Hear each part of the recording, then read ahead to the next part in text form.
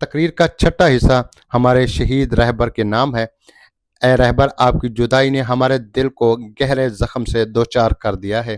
آپ ہمیشہ اس انجام کے آرزومند تھے اور آخرکار اللہ تعالیٰ نے آپ کو یہ سعادت عطا کی۔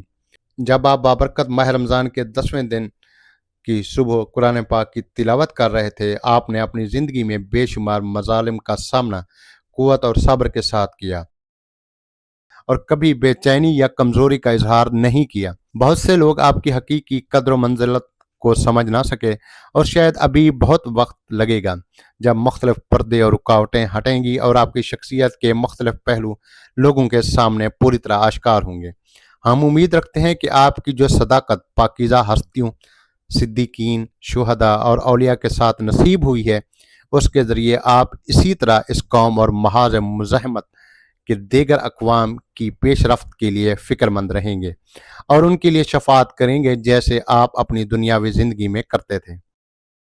ہم آپ سے عہد کرتے ہیں کہ ہم پوری قوت کے ساتھ اس پرچم کو بلند رکھنے کی کوشش کریں گے جو در حقیقت محاذ حق کا بنیادی پرچم ہے، اور آپ کے مقدس اہداف کے حصول کے لیے اپنی تمام تر توانائیاں صرف کریں گے۔ میں ہوں آپ کا ہوسٹ علی جون۔ اس ویڈیو کے باقی حصے آیت اللہ سید مجتبیٰ خامنہئی کے پیغامات اور ایران جنگ پر حقائق پر مبنی ہمارے تجزیے کو سننے کے لیے ڈسکرپشن ضرور دیکھیں۔ سب سے اہم بات، ہمارے چینل کو سبسکرائب اور شیئر ضرور کریں۔ شکریہ۔